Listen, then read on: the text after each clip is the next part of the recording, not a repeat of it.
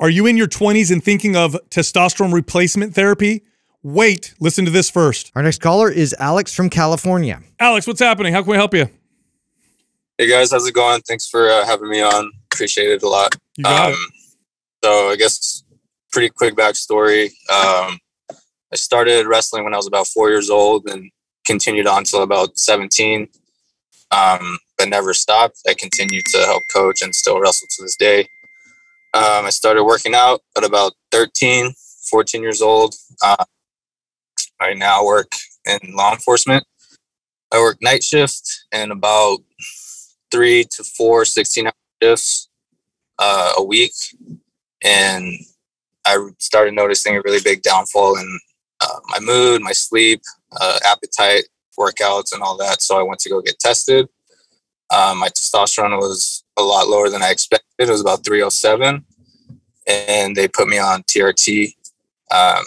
So I do feel a lot better being on it. It's been about 6 weeks, 7 weeks, give or take. So my question is pretty much, how can I produce my testosterone naturally to eventually get off of this? Because I don't want to forever. Yeah, good question. All right. So a couple things I want to touch on.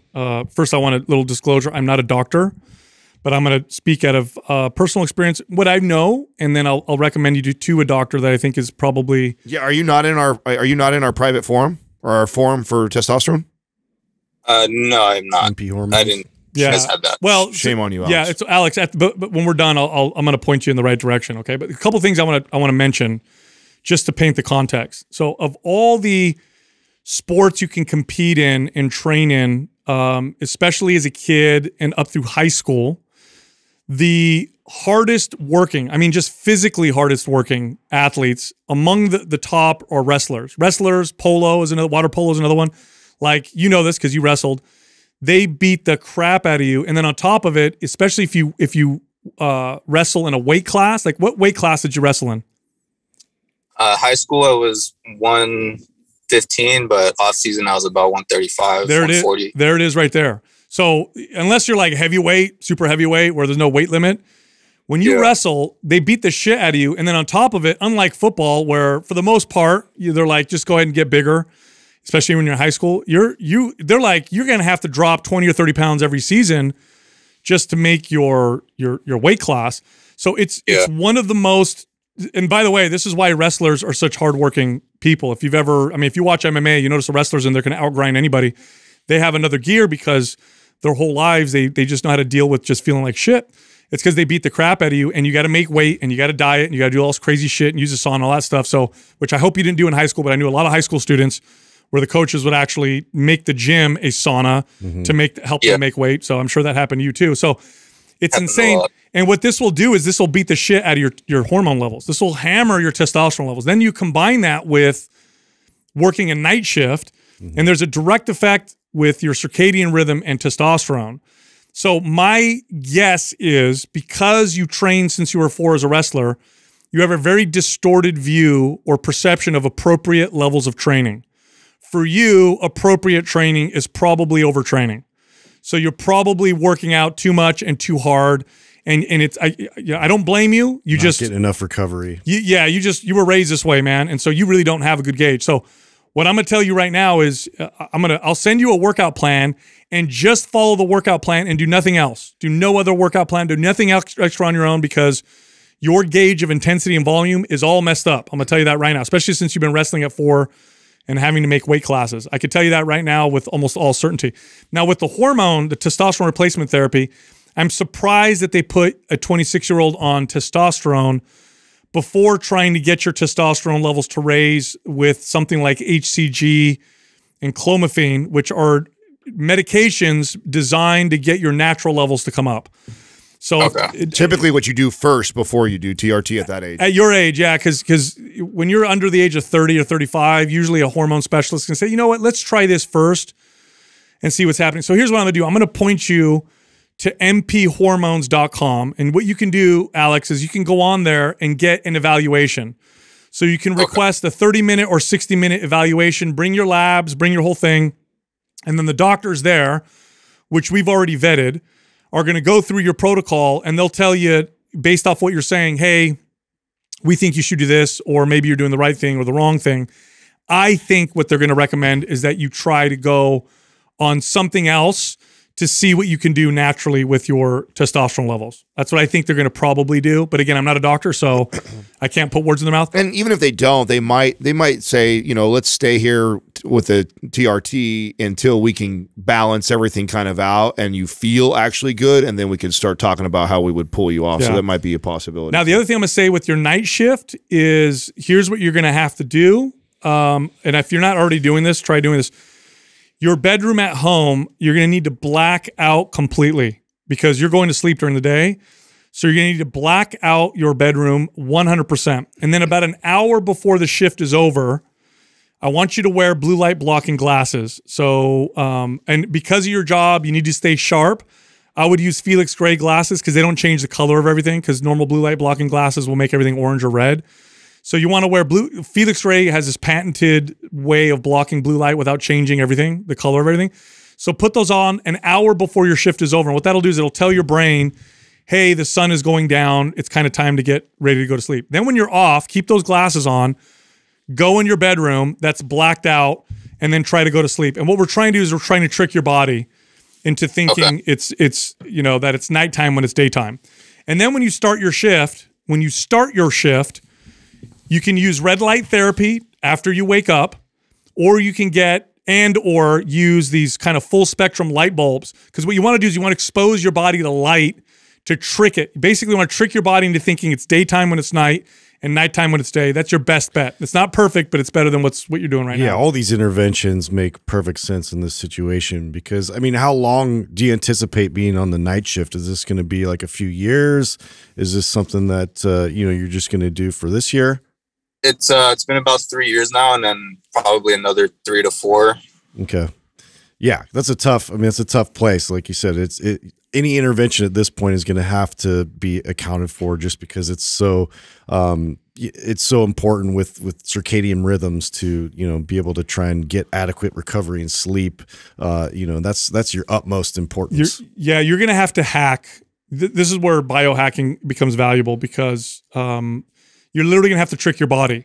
That's what you're trying to do. So 2 hours before your shift is over, don't eat any food. 1 hour before, wear blue light blocking glasses. When you wake up, expose yourself to red light therapy, or use these kind of full spectrum, what are called light bulbs that simulate, you know, like sunlight, if you will. It's not a sun lamp. You're not going to tan, but it gives you this kind of broader spectrum. And make it bright.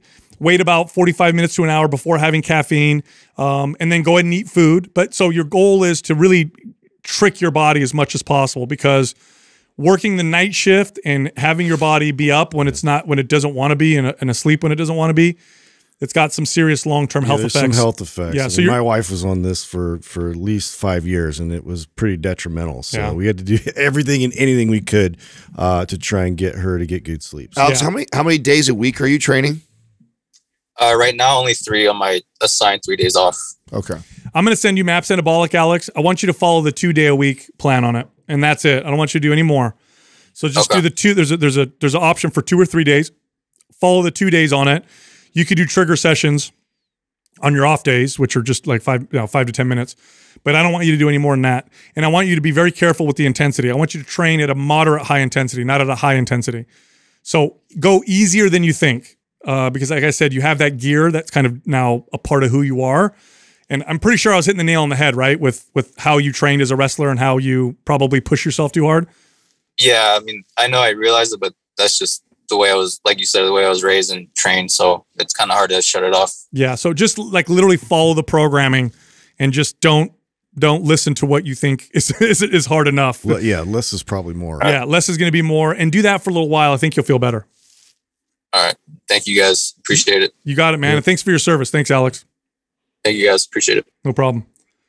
You guys ever work with somebody who's wrestled since they were kids? Oh, yeah. Yeah.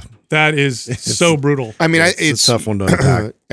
I really think it's all athletes, but wrestlers are up there at the top as far as their ability to endure, right? Yeah. Like, And they got to make weight classes. Yes, I mean, they push them through one of the most disciplined athletes. Yeah, as far as the levels of exhaustion and the amount of caloric deficits and So you ever see wrestlers walking around in high school spitting into cups, trying to get rid of water? Oh yeah, and wearing those suits that just they have to sweat to make weight cuts. Dude. Yeah, so you train your whole, and you know what? If he was probably successful, right? He did it most of his life, and now he's a coach, so I'm assuming he was pretty good at it. Yeah, you have a lot of success with that.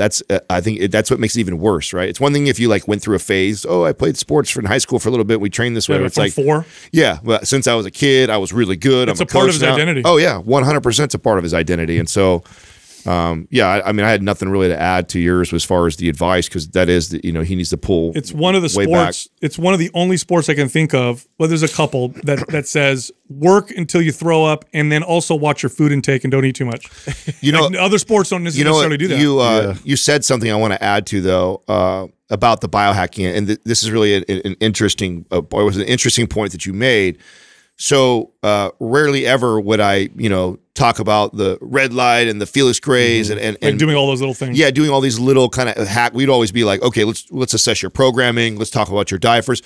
But this is an exception to that rule because he's working the night shift. What are you going to do? Honestly, you're basically creating an artificial environment for yourself because you're not, going to sleep when everybody else is. So it's like you have to create this little bubble for yourself to be able to get adequate recovery. I mean, it's just an example of what there's always an exception to the rule. This is an exception where this person, my advice starts to change. It becomes more about just getting him to feel better, minimizing the amount of stress that his body's feeling right now, getting him as much adequate rest. And that's less.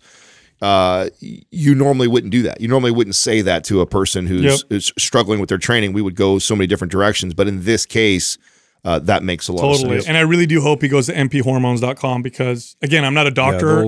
We'll help him out. But I do find it a little strange that the first place that they went with a 26-year-old with testosterone that was low, but not so low that it's like, oh my god, right? But still low. I'm going to make. They went straight. I'm going to make a prediction right now. Yeah. I said a long time ago on the podcast that I think that the hormone replacement therapy is going to be the next. I know where you're going. Cannabis, and the next thing that we're going to see is a lot of this now because they have opened it. And there's kind of this gray area they're operating in, very similar to the cannabis industry. And just like what I saw there this is where, you get so many people in there, you're going to see a lot of shady, but it's going to be hard to find the really, really good companies that are doing this because everybody's going to be doing it. And people are going to attach themselves to what a good company is based off of, some popular influencer or a bunch of people. Oh, I tried them. They're great. Or, oh, they hook you up or they give you more than everybody else does. So you're going to see a lot of that competitiveness to get customers, which is going to be unfortunate because I bet we're going to see more and more questions. There's a big difference between a 26-year-old with low testosterone and a 46-year-old with low testosterone. Usually in how you treat that. Again, I'm not a doctor, but especially if he's saying that his goal was to not. That's what I thought was kind of crazy. Yeah. I mean, your typical GP would be hesitant to even give it to someone like this. And then if he's also saying hey, how do I get off this? My goal is not to be on it forever. That's really weird to me. It smells like, okay, some, company that's just here, pay this monthly fee. It's cheap. Here's your testosterone type of deal. Yes.